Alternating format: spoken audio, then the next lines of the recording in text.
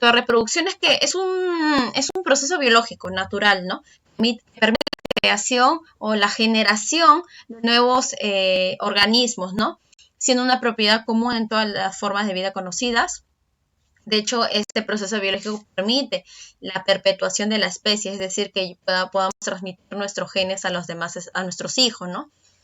A otros individuos, ¿no? Básicamente existen dos tipos de reproducción, la sexual y la asexual. ¿Está bien? En la reproducción sexual intervienen solo los progenitores, es decir, papá, mamá, ¿no? En la reproducción asexual intervienen dos progenitores. También puede ser uno, nada más si hablamos de organismos hermafroditas que tienen ambos gametos. ¿Ok? En la sexual no intervienen los gametos, en la asexual sí intervienen los gametos. Genera muchos descendientes. Ah, no, acá está acá está al revés. Esta es la asexual y esta es la sexual. ¿Ok? Entonces comenzamos de nuevo. A ver, en la reproducción sexual intervienen los dos progenitores, tanto papá como mamá, como dijimos anteriormente, ¿no? En cambio, en la asexual no, interviene solo un progenitor, ¿está bien? Es decir, no necesitan al papá o a la mamá o que existan femenino y masculino, perdón. Pueden haber organismos que son hermafroditas. Está bien que tienen tanto órganos reproductores masculinos como órganos reproductores femeninos, ¿ok? No intervienen los gametos. En el caso de la reproducción asexual, en cambio, la reproducción sexual sí intervienen los gametos. ¿Para qué intervienen los gametos? Para la formación de espermatozoides y óvulos. Genera muchos descendientes en el caso de la reproducción asexual y en el caso de la reproducción sexual genera pocos descendientes. Por ejemplo, nosotros, ¿no? Los mamíferos tenemos por lo general pocos descendientes, pocos hijos, ¿no? Bueno, salvo algunas excepciones de señoras que a veces tienen 15 hijos o nuestras abuelitas, ¿no? Que tenían 19 hijos, ¿no? No, respecto a la reproducción asexual, no hay variabilidad genética. Los descendientes son genéticamente idénticos al progenitor. Es decir, básicamente son como clones, ¿no? No hay variabilidad genética, ¿no?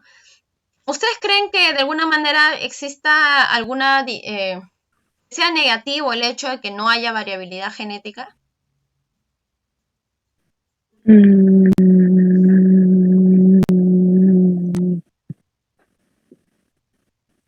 O sea, ¿ustedes creen que sea positivo que todos su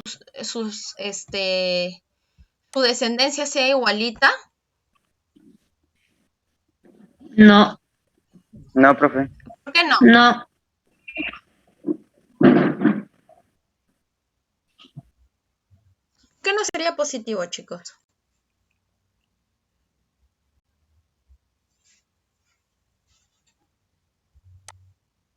A ver, ¿estamos de acuerdo? Porque, A ver, dime. porque se fusionan los genes.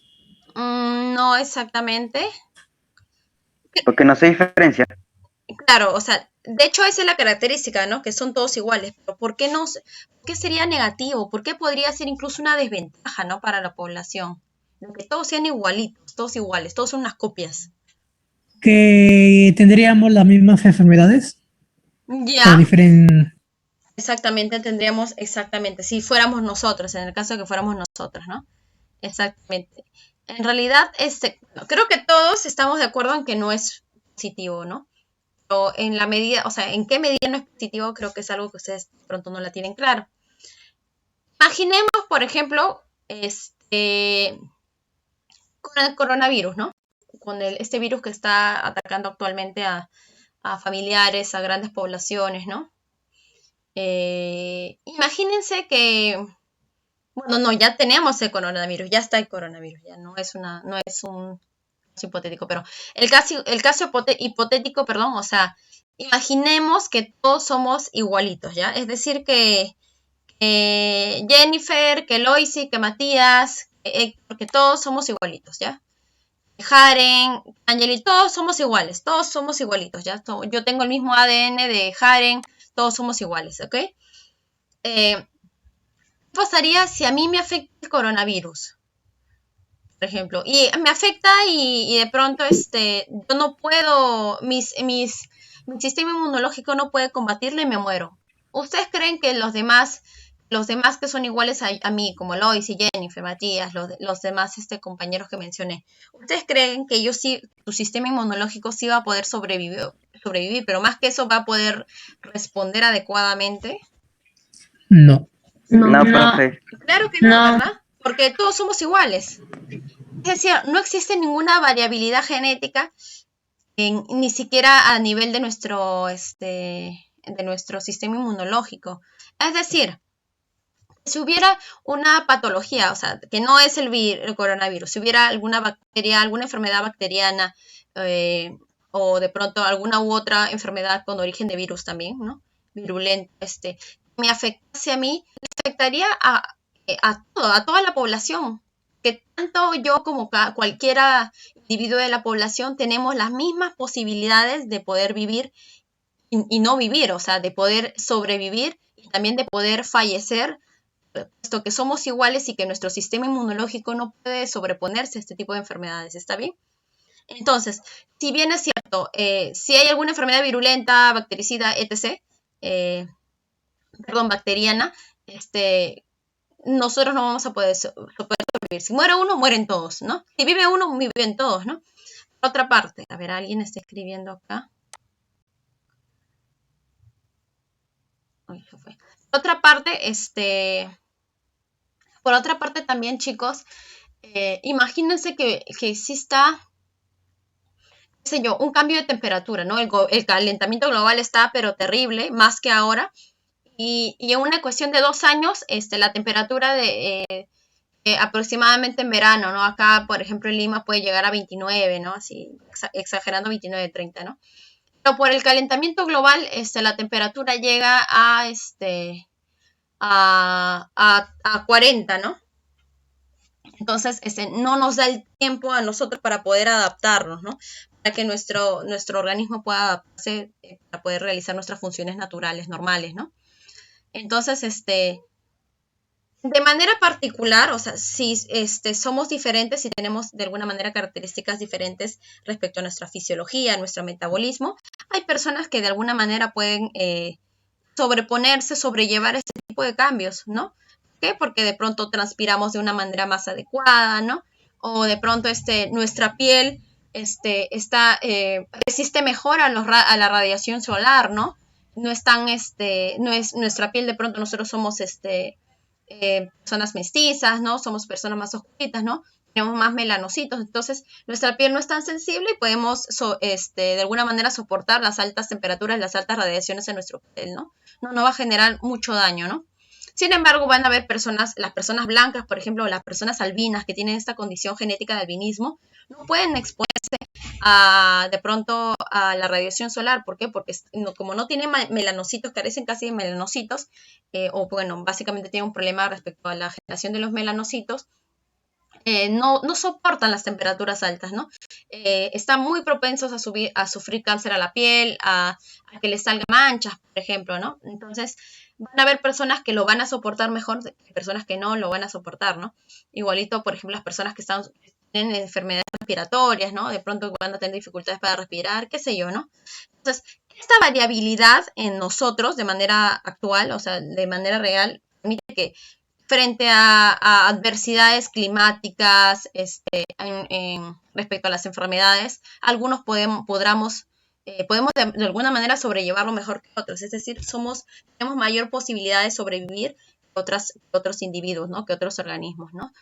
Sin embargo, si todos fuéramos iguales, si uno no puede sobrevivir, nadie puede sobrevivir, entonces esto implicaría básicamente la muerte de todos, ¿no? De toda la población, ¿no? ¿Me entienden, chicos? Todos se han quedado calladitos. Todos han apagado sus cámaras. Estamos acá, ya me dice, estamos acá. Claro. Estamos aquí. Pero ¿entienden esa diferencia, chicos? ¿Entienden? Es decir, sí es una desventaja que todos los individuos sean iguales. Sí es una desventaja, de todas maneras. Por eso es que los individuos que se reproducen de manera sexual no tienen 1 o 2 descendientes, tienen miles de descendientes. ¿Entienden? En cambio, nosotros que poseemos una reproducción sexual, tenemos un individuo, 2 individuos, 3 individuos, o sea, tenemos pocas crías o pocos progenie, pocos hijos, ¿Por qué? Porque aparte que invertimos bastante de nuestra energía para poder reproducirnos, ¿no? De alguna manera sabemos de que 1, 2 o 3 es suficiente para poder aumentar nuestra población, ¿no? De alguna manera es una adaptación reproductiva también, ¿no? Y bueno, básicamente en la reproducción asexual, los descendientes tienen poco tiempo de vida, ¿no? En cambio, nosotros, por ejemplo, también tenemos pocos descendientes. ¿Por qué? Porque nuestros descendientes tienen mayor tiempo de vida. Nosotros vivimos en promedio 85, las mujeres, los varones de pronto 75, 70 años, ¿no? Entonces, tiene más posibilidades de poder sobrevivir. ¿Está bien? Ahora vamos a hablar de los tipos de reproducción asexual, ¿ok? Tenemos la gemación. La gemación es un tipo de reproducción asexual que es bien fácil, bien sencilla. Por ejemplo, ocurre en los poríferos, que son las esponjas, ¿no? Las esponjas de mar y algunos celenterios como la hidra, ¿no? La hidra es un celenterio, ¿no? Pertenece al mismo grupo que las medusas, ¿no? Por ejemplo, en el caso de la hidra, se forma una yema que es como un chupo. No sé si pueden observar acá. Esta yema se forma como si fuera un chupito. Va creciendo el individuo, ¿no? El individuo que es exactamente igualito. Y ya al llegar a una proporción ya de pronto en el que son más pesados, son mucho más grandes y pueden sobrevivir de manera individual, se desprenden del cuerpo de la madre, ¿no? Y se fijan, porque las hidras son organismos sésiles, es decir, organismos que viven unidos o de pronto adosados o quietos en una superficie rocosa, ¿no? O arenosa, sobre todo rocosa, ¿no? Entonces, básicamente, cuando hablamos de la reproducción por gemación, estamos hablando de la formación de una yema reproductiva que luego se va a salir del cuerpo del progenitor y va a generar un individuo completamente igual. Este tipo de reproducción se da en los poríferos y en la hidra, que es un celenterio. ¿Está bien, chicos? Sí, Ok, ahora tenemos también la estrobilación, que la estrobilación, perdón, es un tipo de reproducción asexual también. Ocurre en medusas y las tenias, ¿no? Las tenias son unos cestos, son de la clase cesto. A ver, en las medusas, por ejemplo, ocurre algo bien particular, ¿no? La medusa tiene estadio sésil, es decir, estadio en el que se quedan quietos en la roca o en la arena, ¿no? Que no se mueven. Y también tiene un estadio que es móvil, ¿no? Que son las medusas que nosotros conocemos, ¿no? Que, por ejemplo, nosotros de pronto podemos pensar, ustedes de pronto pensaban que las medusas son estas, ¿no? Que siempre se ven, ¿no? Que tienen en sus tentáculos tienen células urticantes que pueden generar daño a nosotros, ¿no? Pero no, esta es la etapa móvil, ¿no? La etapa de alguna manera adulta, ¿no? Que la etapa inicial de las medusas son de vida sésil, es decir, quedan fijos en un solo lugar, ¿no? Entonces, ¿qué pasa con las medusas? En las medusas, la parte sésil queda en un solo lugar, se le llama pólipo, ¿no? Se le denomina pólipo, puede ser un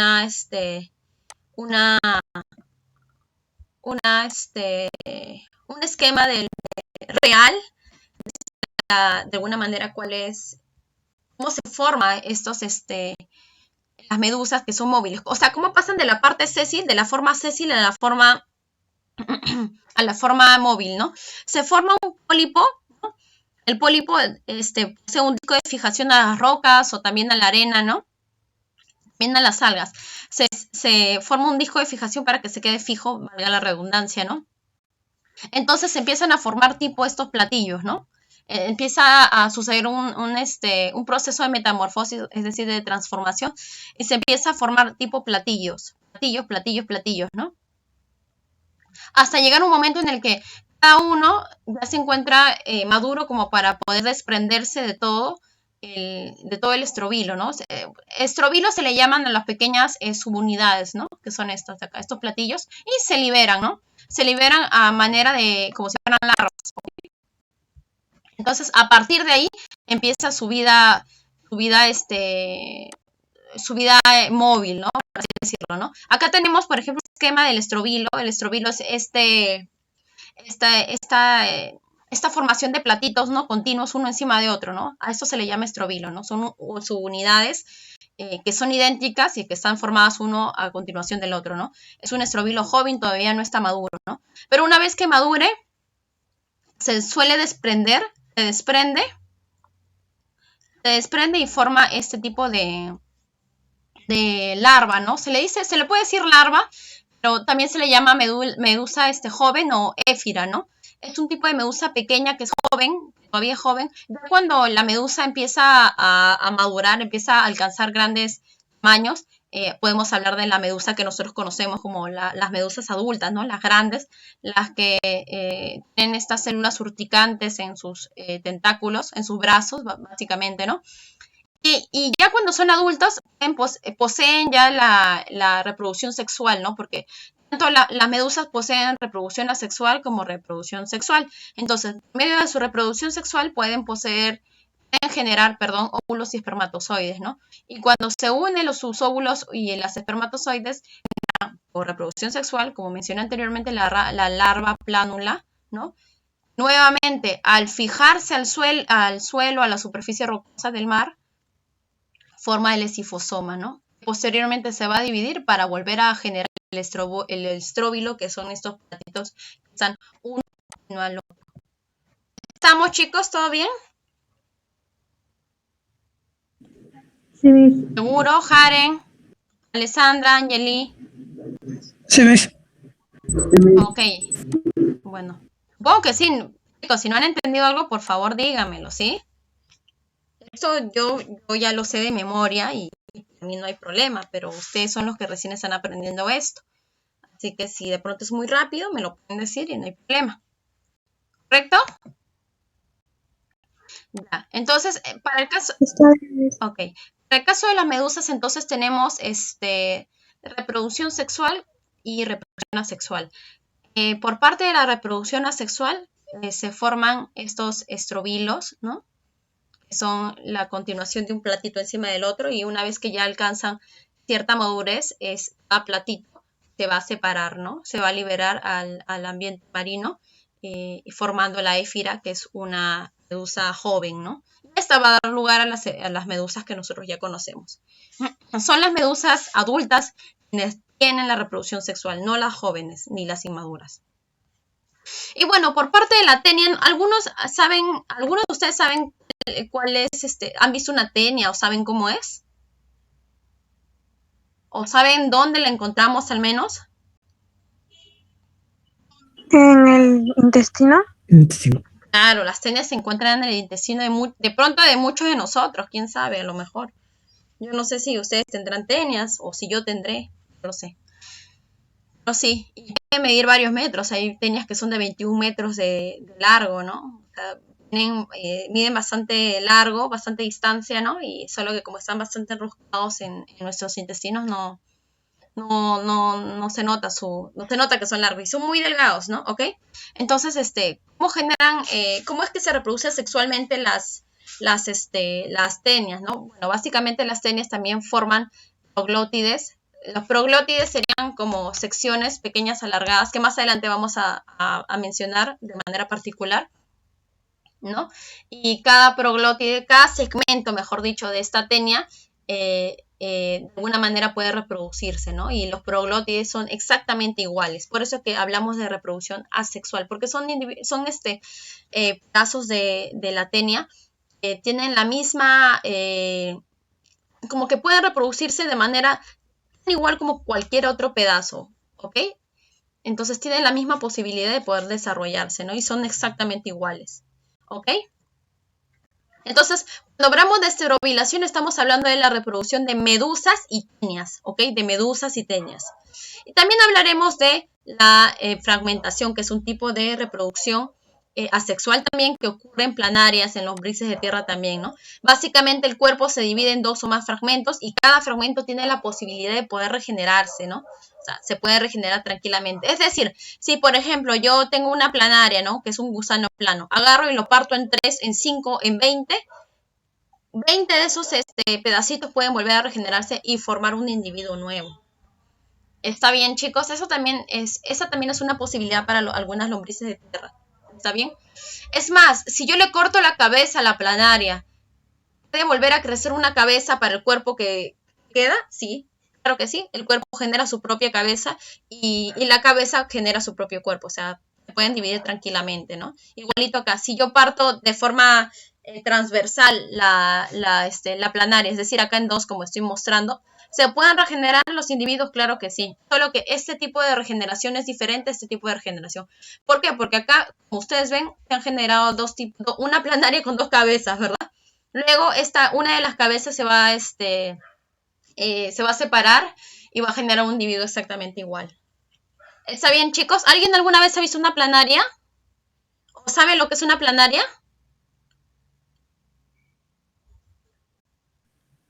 Un gusano plano. Ya, sí, es un gusano plano, probablemente no lo han visto. Ya más adelante les voy a mostrar un esquema, pero bueno, prácticamente esta es la fragmentación. Los fragmentos tienen la capacidad de poder regenerarse, ¿no? Tenemos también la regeneración propiamente como reproducción sexual, ¿no? Ocurren, por ejemplo, en las estrellas de mar, ¿no? En estos equinodermos. Las estrellas de mar, por ejemplo, pueden perder un brazo. Se regenera el brazo de las estrellas de mar, pero al mismo tiempo ese pedazo del brazo también puede generar un nuevo individuo completamente igual. ¿Está bien? Todos los tipos de reproducción asexual que estamos viendo producen individuos iguales. No se vayan a olvidar, por favor. ¿Está bien? Entonces, si a una estrella de mar le quito los 5 brazos, se vuelven a generar a partir de esos 5 brazos nuevos individuos, y esa estrella que ha perdido todos sus 5 brazos también se puede regenerar tranquilamente y no hay ningún problema. ¿Está bien? Es más, si yo corto completamente en la mitad de una estrella de mar, se puede volver a regenerar. No hay ningún problema, chicos. Y también hablaremos de la partenogénesis, que es un tipo de reproducción asexual. Este tipo de reproducción asexual es bastante particular. ¿Por qué? Porque permite de alguna manera la fecundación, o sea, el óvulo la generación de un individuo sin la necesidad de que de alguna manera sea fecundado, ¿no? El óvulo. Es como, por ejemplo, cuando las gallinas generan huevos, pero huevos que no han sido fecundados, ¿no? Que son los que nosotros comemos, básicamente, ¿no? Igual se den las abejas, por ejemplo, ¿no? Las hembras, que son las abejas reinas, son las abejas reinas son las únicas, que pueden generar partenogénesis, es decir, mediante la partenogénesis, que es básicamente la reproducción asexual que se genera en las abejas reinas, en general al macho, que es el zángano, y a la hembra, ¿no? La hembra, en el caso de las abejas, es la hembra obrera, es aquella que va a trabajar toda su vida, ¿no? Es estéril, no tiene la capacidad de poder reproducirse. Y el macho sí se puede reproducir activamente, ¿no? Sí se puede reproducir, pero solo tiene la función de aparearse con la abeja reina, ¿no? Para generar más y más individuos, ¿no?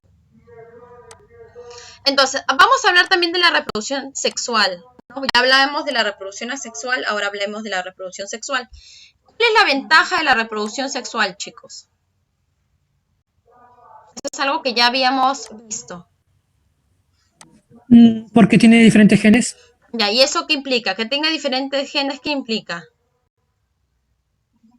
Resistencia a enfermedades o Que no son iguales. Claro, está bien, está perfecto. Eso de la mayor resistencia a enfermedades es una consecuencia de la variabilidad genética, ¿sí? La variabilidad genética es algo que no se da en los individuos que son generados por reproducción asexual. ¿Está bien? Entonces, tenemos dentro de las ventajas, como mencioné anteriormente, la variabilidad genética, ¿no?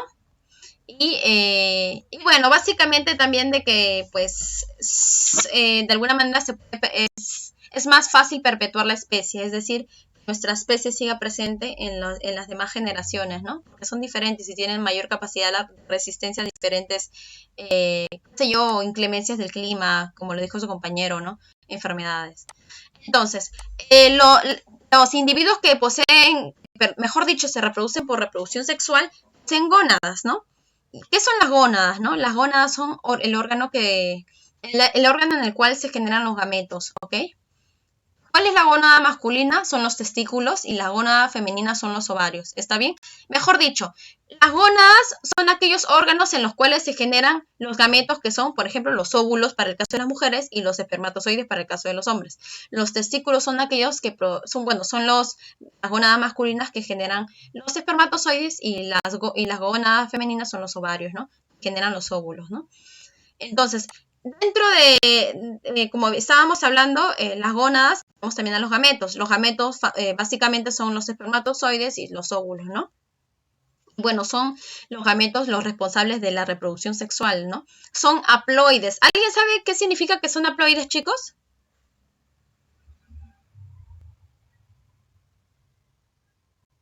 ¿Alguien sabe? ¿Alguien por ahí? Yo no. Yo no. Ya, chicos. Cuando hablan de que son células haploides, ¿no?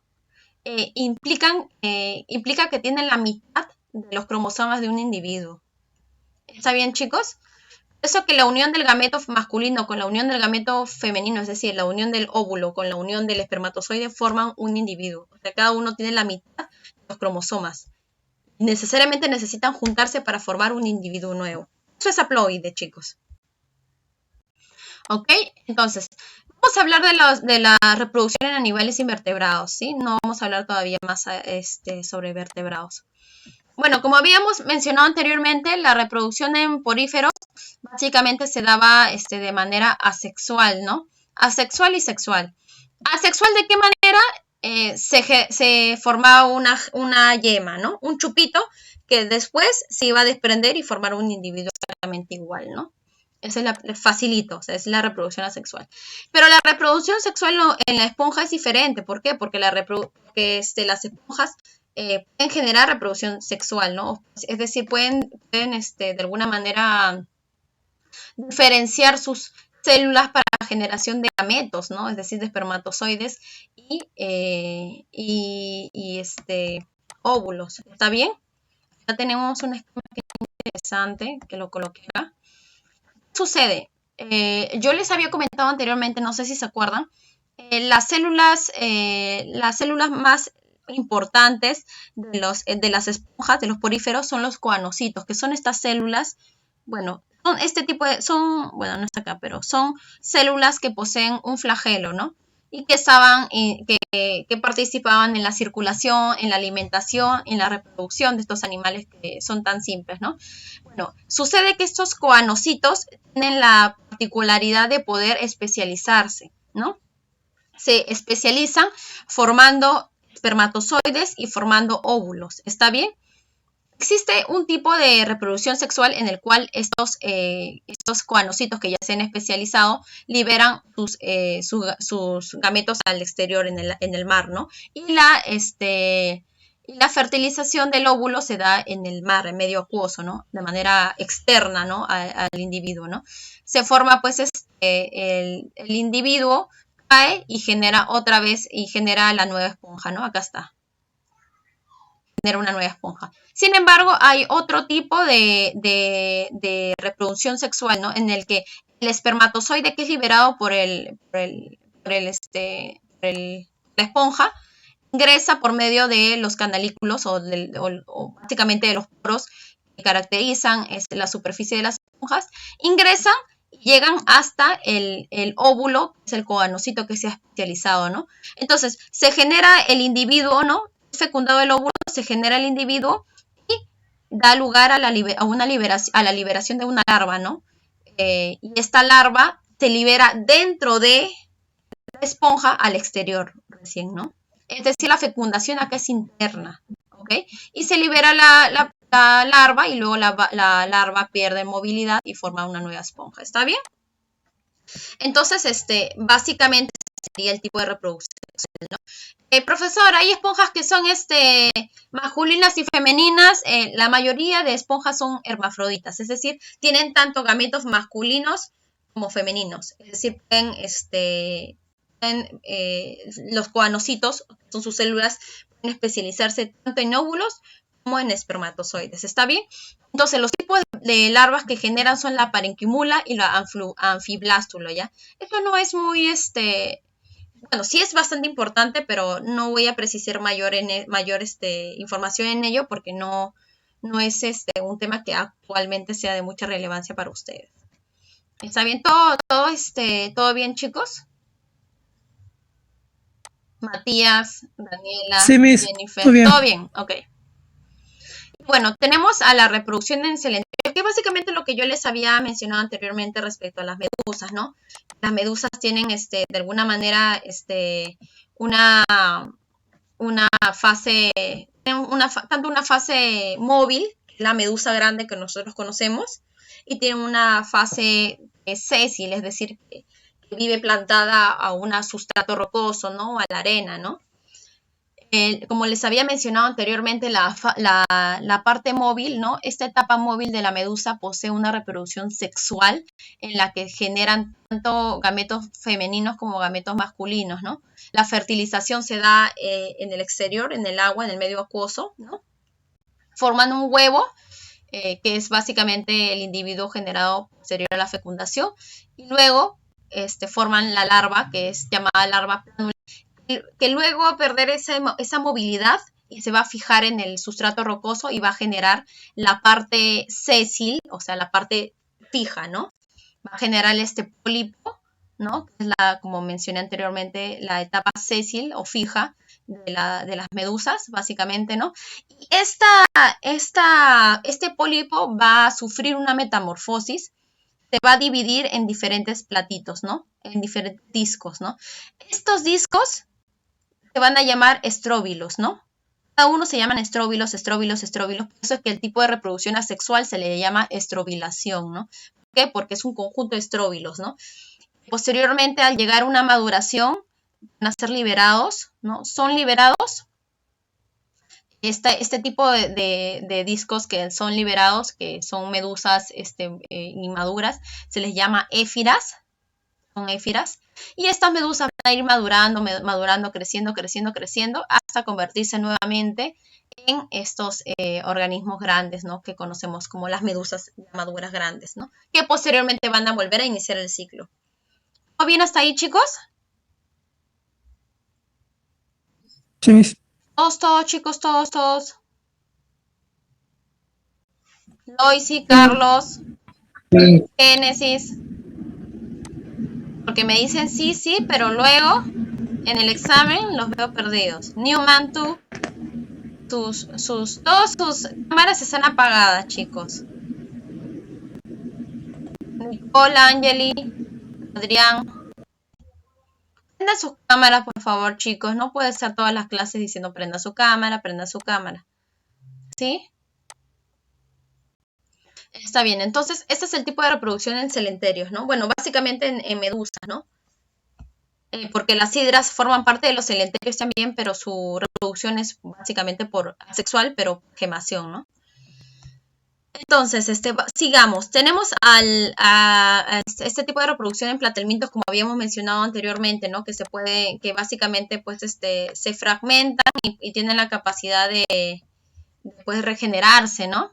Las planarias, por ejemplo, poseen reproducción asexual, como les mencioné anteriormente, se da por fragmentación, como había mencionado, ¿no? Y yo les mencioné también que hay dos tipos de reproducción asexual, ¿no? Porque no era lo mismo que yo parta en dos a un individuo, parto en dos, ni siquiera en dos, en trocitos, a que de pronto el individuo pueda generar otro individuo en su mismo cuerpo, ¿no? De manera natural se salga del cuerpo, ¿no? Es decir, que de manera natural se pueda dar esto sin que yo le tenga que partir en pedacitos, ¿no? Entonces, a la reproducción asexual, a esta reproducción asexual que se da en planarias, de alguna manera se genera en fragmentación, es la arqueteonimia, ¿no? Básicamente es cuando yo genero pedacitos, así los chancos, los corto, y de esos pedacitos se regeneran, ¿no? Eso es arqueteonimia, ¿no? Que es básicamente la regeneración a partir de pedazos, ¿no? En cambio, la platonimia básicamente es la formación como que de yemas, o sea, de un individuo adicional, que posteriormente luego se va a separar. Ya esto, miren. Por ejemplo, esta de acá es la separación, por ejemplo, ¿no? Estoy cortando con una gilet, ¿no? como mencioné anteriormente, ¿no? Estoy cortando con una gilet acá, entonces como ya he cortado con una gilet se forman pedazos. Esos pedazos se van a regenerar. Esto es arquetionimia, ¿no? La formación de estos individuos por medio de estos pedazos, ¿no? Que tienen la misma capacidad de poder regenerarse. Y esto es la paratonimia, la generación de otro individuo a partir de un solo individuo, ¿no? Es como si se formara una yema similar, ¿no? Y llegado a un punto en el que el otro individuo sea maduro, se separa y genera tranquilamente otro individuo completamente igual. ¿Está bien? Pero también las plantas tienen reproducción sexual, ¿no? Cuentan con testículos y ovarios, ¿no? O sea, tienen gónadas, ¿no? O sea, son hermafroditas. ¿Está bien? Y la fecundación es interna, no es externa. Es decir, no liberan sus gametos al exterior, sus óvulos y sus espermatozoides no lo liberan al exterior. Es bien particular porque acá tenemos, estas son las planarias, no sé si en algún momento los han visto, pero esta es una planaria. Son dos planarias, hermafroditas, ¿no? ¿Cómo se da la cópula, ¿no? La reproducción entre ellos, ¿no? Lo que pasa es que las planarias, como son hermafroditas, tienen ambos gametos, ¿no? Óvulos y, ovarios y testículos, ¿no? El órgano reproductor de la planaria es el pene. Tiene un pene, pero el pene es como un gancho. Es un gancho que básicamente lo que hace es hinchar cualquier parte de la superficie de la otra planaria, ¿no? De hecho, por lo general, como una adaptación reproductiva, tratan siempre a las planarias de actuar más como machos que como hembras. ¿Por qué? Porque como la fecundación es interna, es decir, las hembras van a ser fecundadas y van a llevar, bueno, las que funcionan como hembras, van a ser fecundadas y van a llevar a los huevos de manera interna, van a gastar más energía, más de sus recursos, ¿para qué? Para poder alimentar a sus bebés, ¿no?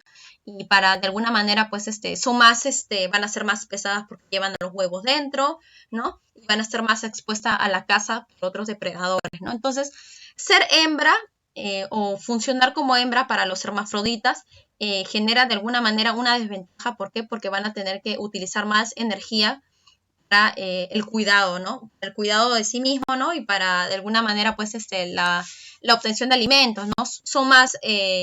Es más fácil que sean devorados por depredadores, ¿no? Entonces, miren, no sé si se dan cuenta, pero esta acá tiene 1, 2, 3, 4, 5. Tiene 5 huecos blancos. No sé si se dan cuenta.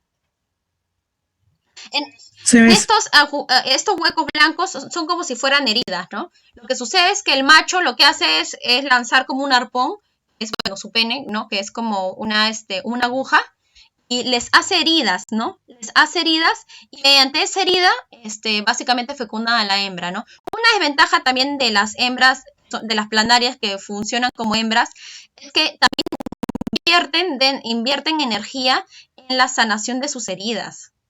Por eso que para cuando, si ustedes pueden ver en YouTube el cortejo de las hembras con los machos, bueno, ni siquiera hembras y machos, porque son hermafroditas, tienen gametos masculinos y femeninos, siempre uno trata de pinchar al otro, siempre, o sea, siempre quieren funcionar como machos y como hembras, no les conviene ser hembras. ¿Está bien, chicos? Y bueno, básicamente las hembras, posterior a la fecundación, lo que hacen básicamente es liberar sus huevos, muy similar a los pulpos. Liberan sus huevos, no sé si pueden observar acá está, liberan sus huevos en las partes rocosas, ¿no?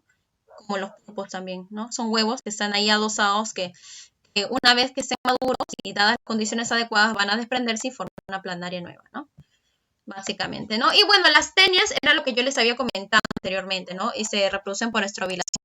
No, si alguien no había visto una tenia, esta es la cabeza de una tenia, chicos.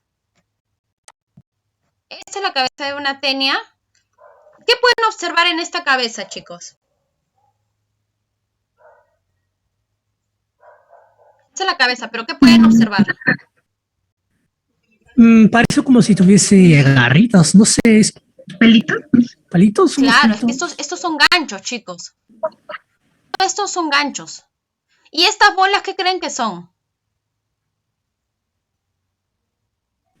Cuerpo. ¿Mm? una parte de su cuerpo. Ya. Pero esto es a la cabeza de la tenia, cuyo nombre científico es Taenia solum, se le llama excolex, ¿ya? A ellos no le dicen cabeza, se le llama excolex. Excolex, así, ¿no? Y las tenias poseen en su excolex, o sea, en su cabeza, poseen este tipo de bolas, ¿ya? Estas bolas no son bolas, son ventosas, son como chupones, chicos. Lo que sucede es que las tenias en nuestro organismo, cuando somos infectados, primero utilizan esos ganchos para adherirse bien a nuestros intestinos. Y no contentos con adherirse mediante estos ganchos, también utilizan estas ventosas para adherirse propiamente al intestino, ¿no? Es como si fuera ¿cómo se dice esto?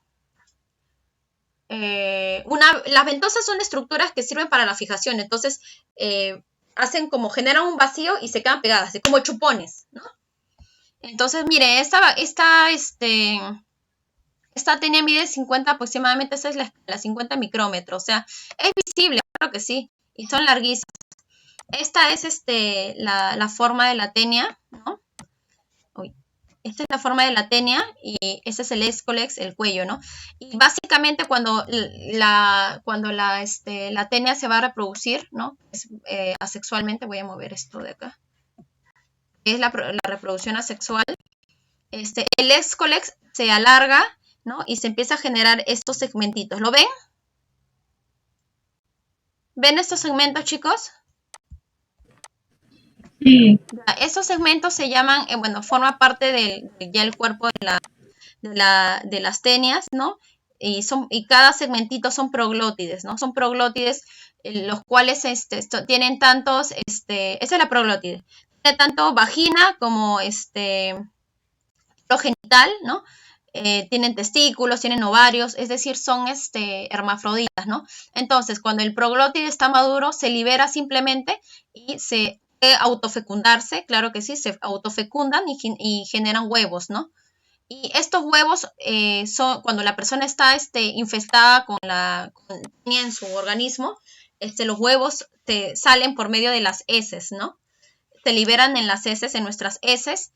Y, por ejemplo, estas frutas que son regadas, la mayoría de frutas o la mayoría de verduras que vienen a nuestros mercados, que llegan a nuestros mercados, son regados con aguas hervidas, ¿no? Y las aguas hervidas vienen de los desagües.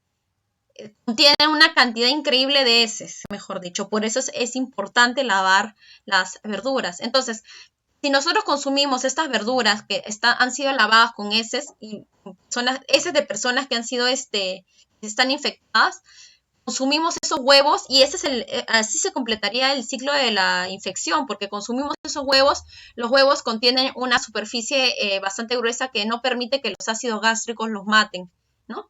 Entonces los huevos llegan intactos hasta nuestro tracto digestivo y en nuestro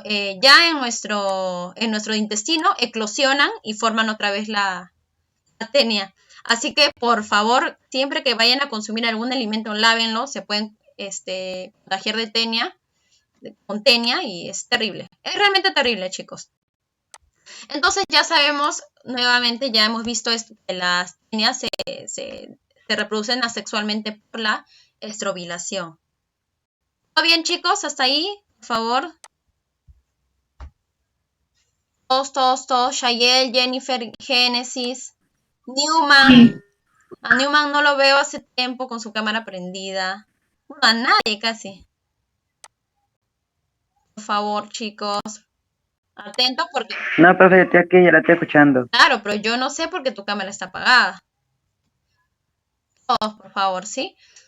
Y bueno, tenemos la reproducción en nemátodos. Los nemátodos, como mencioné anteriormente, los nemátodos se caracterizan por ser parásitos también, al igual que una tenia, ¿no? Son parásitos. En el caso de los nemátodos, la reproducción se da de manera sexual y asexual. ¿Está bien?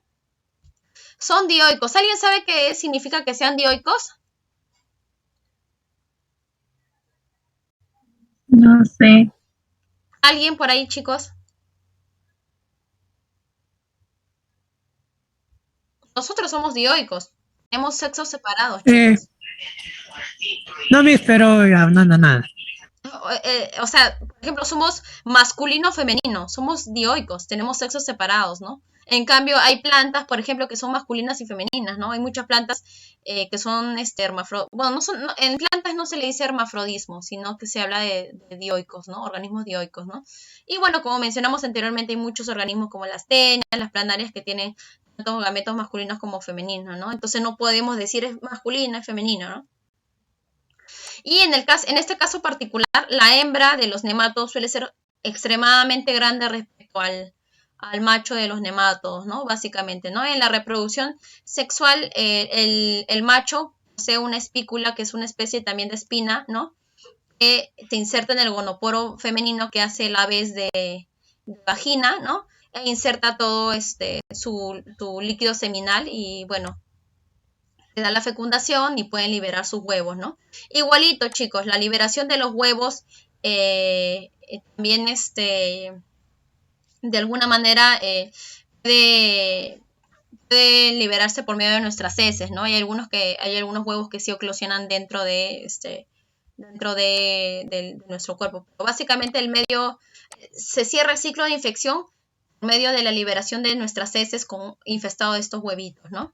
Básicamente, ¿no? Entonces, esta es la reproducción sexual en nematos, pero también existe una reproducción asexual, ¿no? Es menos común respecto a la reproducción sexual, más se da reproducción sexual, ¿ok? Respecto a los anélidos, chicos, ¿se acuerdan qué era el clitelo? ¿Alguien sabe lo que es el clitelo?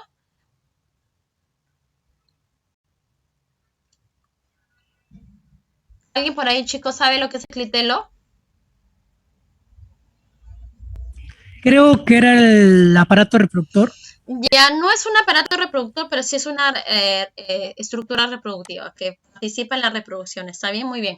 Primero que los anélidos son oligoquetos, o se les llama oligoquetos porque tienen anillos, están formados por quetas que son tipo anillos, ¿no? Entonces se ven así anillados, ¿no?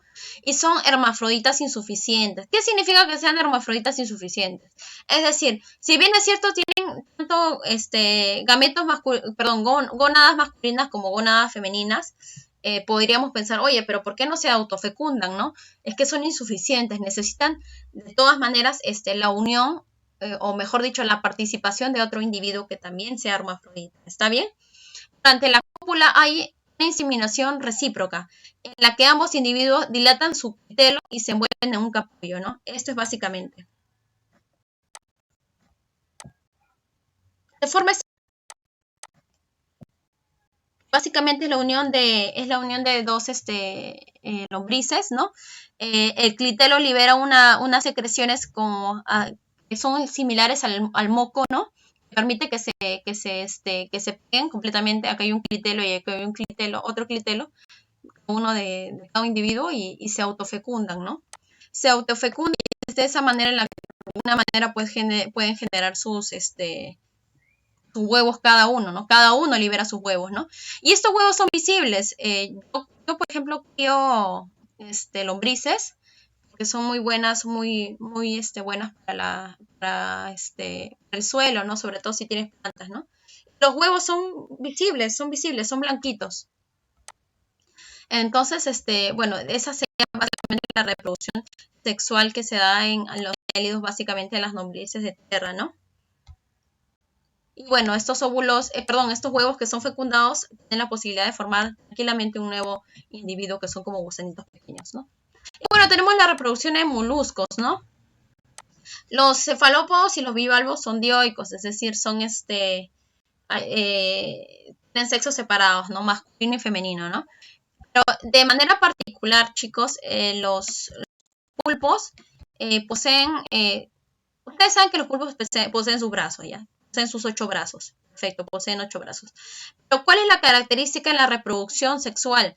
Lo que pasa es que uno de los brazos del pulpo, que es macho, posee una extensión, perdón. Posee como un conducto que es el espermatóforo, ¿no? es un conducto que transporta el esperma, básicamente, y lo que hace el macho es introducir uno de sus brazos, que es ese brazo especializado para la reproducción, a manera de pene, ¿no? Introduce su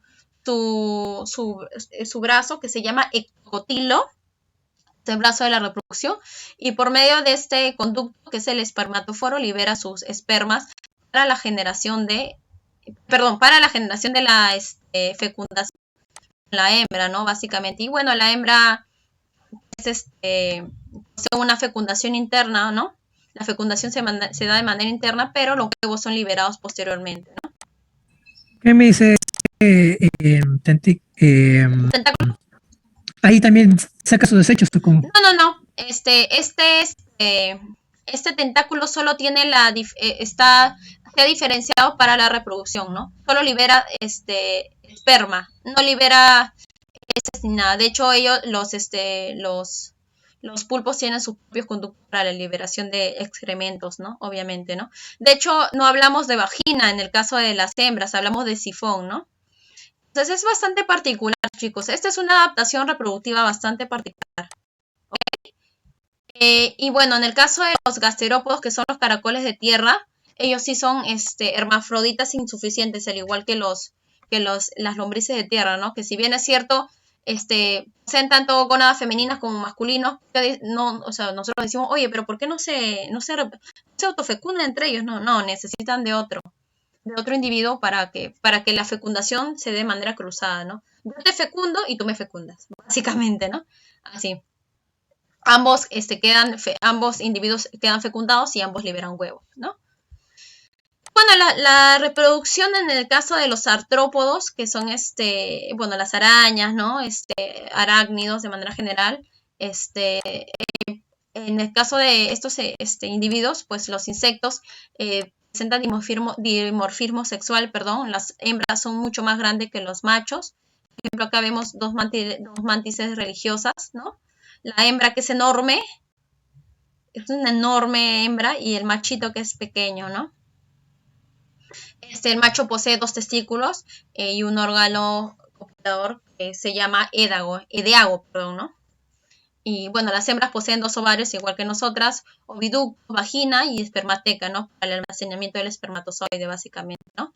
En los arácnidos, de alguna manera, es diferente el abdomen. En el abdomen, mejor dicho, llevan un orificio genital, ¿no? En el segundo segmento del abdomen, porque los artrópodos se caracterizan por presentar un cuerpo segmentado, ¿no? Entonces, las arañas presentan su orificio genital en el segundo segmento del abdomen, ¿no?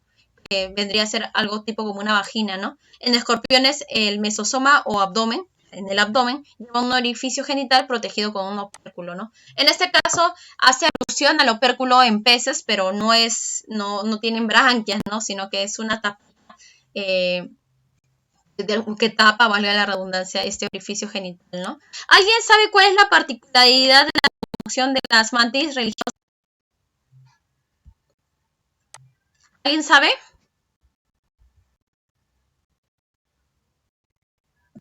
¿Cómo, Miss? Particularidad, o qué es lo que ocurre, qué es lo que le ocurre al macho luego de la reproducción con la hembra. La hembra lo mata. Claro, la hembra le saca la cabeza y lo mata, ¿verdad? Corta la cabeza. ¿Por qué creen ustedes que ocurre esto? La hembra es agresiva, le vale. Para alimentar a sus nuevas generaciones. Claro, alimenta, exactamente. O porque quiere nada más. No, exactamente. Es una estrategia reproductiva de alguna manera, ¿no? Básicamente el macho sabe que va a perder, pero como la reproducción, lo que pasa es que, chicos, la reproducción en los animales, de manera general en los animales, se da la única finalidad de poder perpetuar la especie, ¿no? Es decir, los animales no es que piensan, no, yo siento amor, me he enamorado de esta chica, de este mantis porque está muy, muy guapa, ¿no? No, nada que ver. Simplemente perciben las hormonas sexuales de la hembra y la codifican en su cerebro, y es como si analizaran si esa hembra es la mejor o es la más apta para poder perpetuar esa especie, ¿no? Y viceversa. Igual, no sé si ustedes se han puesto a pensar por qué es que se dan los cortejos. Por ejemplo, con el las aves, en las aves de manera general, ¿no? El pavo real, ¿no? ¿Por qué es que hacen tantos bailes y todo así? ¿Por qué ustedes creen que llaman la atención, no? ¿O por qué? Porque son quisquillosas, mis. No por eso. Por ejemplo, Las hembras. igual en los primates, ¿no? En los monos, en los chimpancés. Sobre todo en los, ¿cómo se llama? En los orangutanes, ¿no? ¿Por qué un macho puede tener tantas hembras y por qué las hembras siguen eligiendo al mismo macho? Es que, chicos, en el caso del orangután, por ejemplo, chicos, de los gorilas, bueno, el orangután también, en el caso de los gorilas, que es un ejemplo más claro, las hembras lo que hacen es analizar si este macho es lo suficientemente fuerte como para que la descendencia sea también fuerte y pueda vivir, pueda sobrevivir. Porque recuerden que la única finalidad de la reproducción en el reino animal y de manera general es que se pueda perpetuar la especie, es decir, que mis individuos tengan la posibilidad de vivir. Eso es, chicos, no hay otra cosa. En el caso de nosotros los humanos, es diferente. Si bien es cierto, somos animales racionales. Y si bien es cierto, nos vemos atraídos por las otras personas, también por las hormonas sexuales, ¿no? Las feromonas que se liberan, ¿no? Si bien es cierto es ello también, pero como somos racionales, intervienen también otro tipo de factores más psicológicos, ¿no? Entonces es así.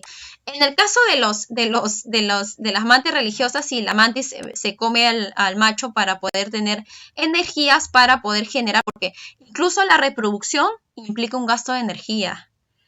Entonces ningún animal se atrevería, así de simple, ningún animal se atrevería a gastar energía por las puras. Los animales en el reino animal, cualquier acción que genere gasto de energía solo se da de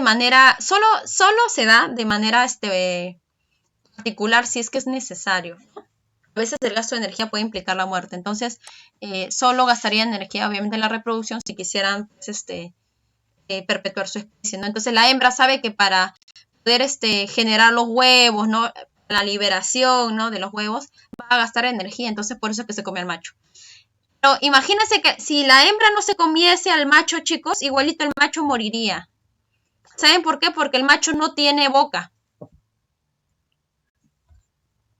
¿Entienden esto? Los machos de las mantis religiosas no tienen boca, chicos. Entonces la única función... Entonces, ¿cómo se alimentan? No se alimentan, morirían. Por eso que... Y se me fue el internet. no te preocupes. Por eso que cuando... Entonces, ¿cuánto vive un macho? Es por eso, chicos. Sí. Se dan cuenta que todo es como si fuera pensado. Cuando cuando las hembras ponen sus huevos y los huevos eclosionan, estos insectos de alguna manera poseen reservas nutritivas para poder durar hasta que puedan madurar sexualmente, ¿no? Y una vez que maduran sexualmente, sincronizan con las hormonas sexuales de otra hembra y se reproducen, porque lo único que ellos quieren, lo único que la reproducción, como les mencioné anteriormente, espera es que se pase los genes a la generación anterior, ¿no? ¿Y Se mueren. la hembra mata al hombre? ¿Al Sí, lo macho? mata. Y créanme que si no lo mata, igual el macho muere de inanición, porque no tiene boca, no podría ingerir alimento. Ah, qué feo. ¿Pero tiene aparato digestivo o algo? Es muy rudimentario, lo que pasa es que pierde en su etapa, en el desarrollo de su crecimiento, pierde la función digestiva. Muere. Sí o sí, si no encuentra a tiempo una hembra, muere igual. Pues qué bonita la naturaleza. Sí, Es que nos da bonito, qué buenas bonito. enseñanzas, chicos, enseñanzas de vida. Encuentran pareja o mueren, prácticamente es eso. Bueno, sí. Y así de trágico, pues, chicos. Igual como la viuda negra, la araña la viuda negra que, después de la fecundación, de la copulación con el macho, se comen al macho y dentro de su cuerpo, inoculan sus huevos y luego los huevos eclosionan y van comiéndose al cuerpo de su progenitor, ¿no? Todo es así, chicos. Todo está pensado en la perpetuación de la especie, ¿no? O sea, la continuación de la especie. ¿Está bien, chicos? ¿Está ahí? ¿Sí? Sí, sí. Bueno, hablemos de la reproducción en equinodermos, que es facilita. La reproducción, como mencioné anteriormente, se da por generación, son dioicos, es decir, hay hembras y hay machos, la fecundación es externa, el desarrollo embrionario es indirecto, ¿no? Acá hay que mencionar una cosa. ¿Cómo creen ustedes que es posible que, por ejemplo, si un erizo de mar libera sus óvulos y sus espermatozoides para que se fecunde de manera externa en el mar, ¿cómo creen ustedes que justo un espermatozoide fecunda a otro óvulo que es o sea, del mismo erizo? ¿Cómo no fecunda otro óvulo, chicos? ¿Cómo ustedes creen que se reconocen? ¿Alguien se ha puesto a pensar en eso? No. Pero ¿cómo creen ustedes que ocurre? Que imagínense en el mar cuánta fecundación de cuántas especies se da. O sea, prácticamente cuando nosotros nadamos podemos estar consumiendo esperma de cuántos animales o óvulos de cuántos animalitos. Así pues. Ya, básicamente, tanto los óvulos como los espermatozoides, en su capa más externa, poseen proteínas de reconocimiento, chicos, ¿no? Y esas proteínas se reconocen entre individuos de la misma especie. Es por eso que un espermatozoide de un erizo no puede fecundar a un pez, pues. No hay forma. ¿Entienden? No podría darse. Hay proteínas de reconocimiento que de alguna manera guían respecto a quién pueden fecundar y a quién no. Ok, chicos, esa es la respuesta. Pero se podría, pero así a la fuerza. No, eso es imposible, chicos. Recuerden que la reproducción, o bueno, si es que no lo saben, entiendan que la reproducción se puede dar en individuos de la misma especie, chicos. Solo se da en individuos de la misma especie. Hay casos, por ejemplo, en el caso del caballo y el burro, en el que han habido cruces a nivel de laboratorio, por ejemplo, ¿no? Se ha formado la yegua, que es un híbrido, ¿no? Es un híbrido, pero recuerden que los individuos que son formados por especies que han sido diferentes, o sea, especies diferentes que por medio de experimentos han sido unidos, esos individuos, o sea, esas crías híbridas son infértiles, chicos, no son capaces de poder reproducirse. Como si la naturaleza le pusiera una traba a estas uniones que son no, de manera natural no se dan. Pero, pero con la ciencia se podría o no se podría. Uy, no, es muy difícil, chicos. Es demasiado difícil. Naturalmente no se da. ¿Ya? O sea, naturalmente no se da. De manera, en laboratorio, pronto se podía modificar genéticamente, pero aún así no tendría sentido porque generaríamos individuos que no se pueden reproducir. Es decir, que de manera natural no van a poder transmitir sus genes. No vas a obtener otro igual. No tendría sentido, no tendría razón de ser. Además de que genéticamente el ADN especificidad, las moléculas dentro de nuestro cuerpo son tan específicas que estos individuos incluso suelen vivir muy pocos tiempos, muy pocos periodos, porque resulta que poseen cáncer o anomalías en la división celular y mueren. No, el cuerpo no está apto para este tipo de reproducción. ¿Ok? Bueno, ya se nos pasó la hora, chicos. Saquen, por favor, sus libros, todos sus libros. Saquen todos sus libros, por favor, chicos. En la página 34, por favor, todos. Todos, chicos, por favor, todos.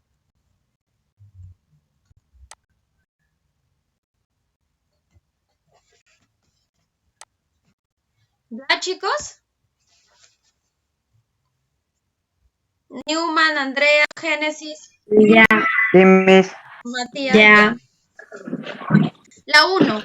Se reproduce sexualmente por gemación. ¿Dónde está mi...? La 1 dice, se reproduce sexualmente por gemación. Hidra. Claro, la hidra. A. 1A. 2. Una ventaja de la reproducción sexual es... La B. Claro, genera variabilidad. La B. Genera variedad genética. La 3. Es una característica de la reproducción en insectos. La B. Reproducción asexual, no.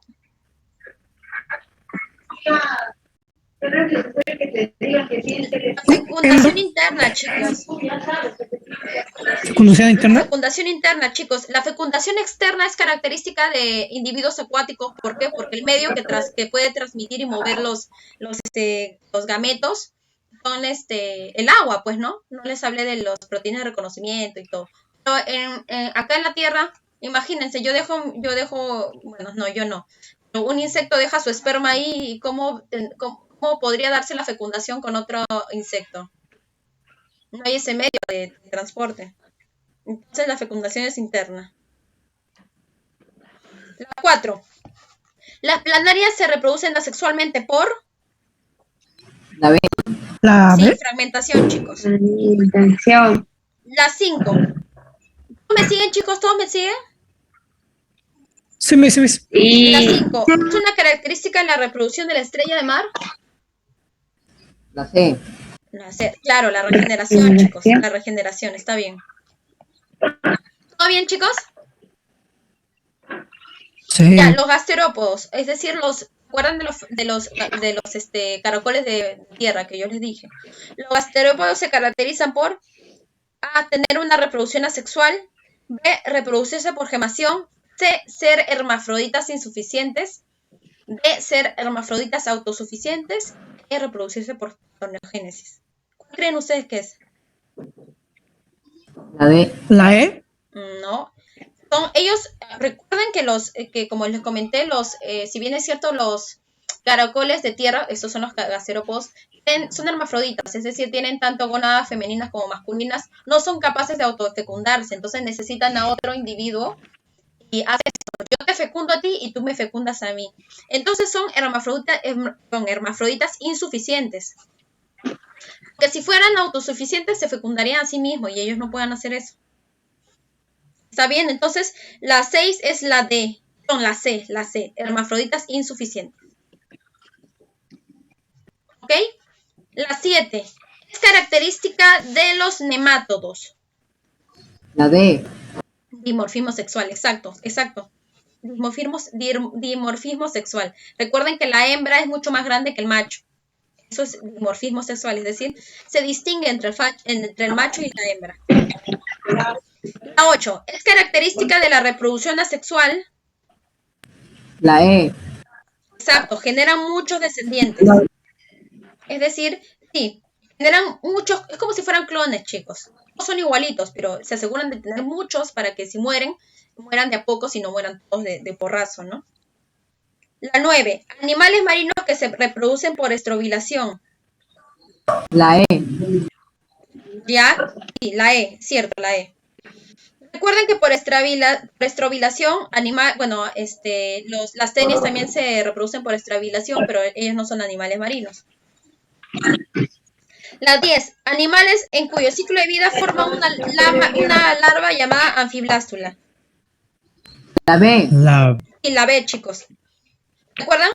La B, las esponjas forman una larva llamada anfiblástula y parenquimula. ¿Ok?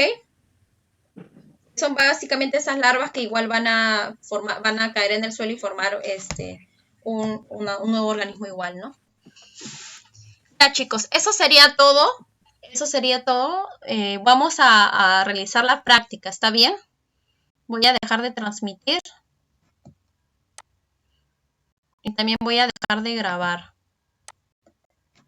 ¿Qué tal les pareció hoy día, chicos, la clase?